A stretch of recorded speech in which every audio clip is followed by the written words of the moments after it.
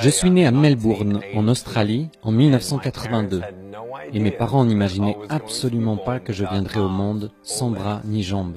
Je suis la seule personne sans bras ni jambes que j'ai jamais vue. J'ai cru en Jésus-Christ après avoir lutté pendant 7 ans et demandé à Dieu, pourquoi est-ce que je suis né comme ça?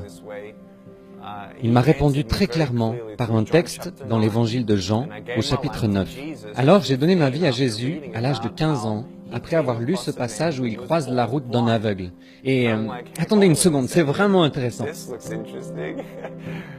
Personne ne savait pourquoi il était né comme ça. Je me suis dit, parfait, c'est tout moi.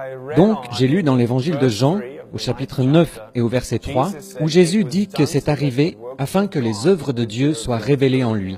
Je me suis dit, waouh, Dieu, si tu avais un plan pour l'homme aveugle, tu en as aussi un pour moi. C'était le début de ma relation personnelle avec Jésus. Des groupes de jeunes, des églises ont commencé à me solliciter. Partout, des portes se sont ouvertes pour que je puisse donner mon témoignage. J'ai parlé devant 300 lycéens. Au bout de 3 minutes, la moitié des filles s'étaient mises à pleurer. L'une d'elles, au milieu de la salle, les larmes aux yeux, a levé la main et dit « Je suis vraiment désolée de vous interrompre, mais est-ce que je peux venir pour vous prendre dans mes bras ?» Devant tout le monde, elle s'est avancée et m'a prise dans ses bras. Elle a pleuré sur mon épaule et m'a murmuré à l'oreille. Jamais une personne ne m'a dit qu'elle m'aimait. On ne m'a jamais dit que j'étais merveilleuse comme je suis. Je n'arrivais pas à y croire. Cela a changé ma vie.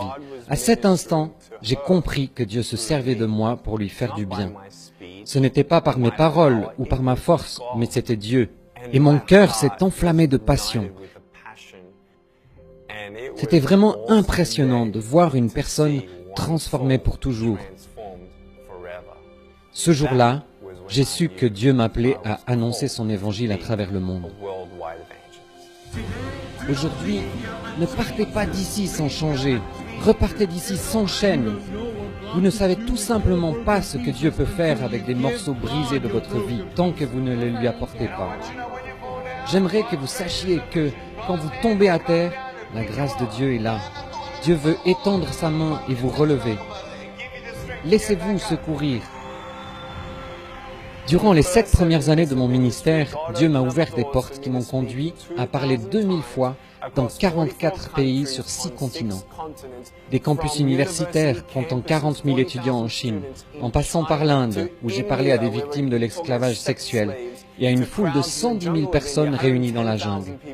Puis l'Indonésie et l'Asie du Sud-Est, la Colombie et le Costa Rica, où j'ai pris la parole lors de conférences internationales et pu voir les dirigeants consacrer leur pays au Seigneur Jésus.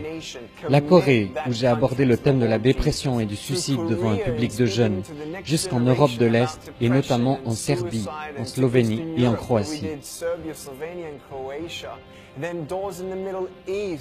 Et le message d'espérance a pu être aussi annoncé à travers tout le monde arabe. Ça, c'est Dieu. Et nous savons que nous n'en sommes qu'au début. Par la grâce de Dieu, nous avons vu de nos yeux un demi-million de personnes dire oui à Jésus et être mises en contact avec une église locale.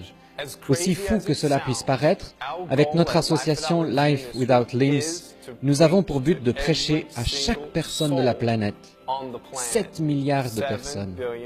Nous croyons qu'il est possible d'atteindre ce but, car le Saint-Esprit est en train de réunir des personnes souhaitant s'engager et nous soutenir dans notre envoi pour accomplir cette mission.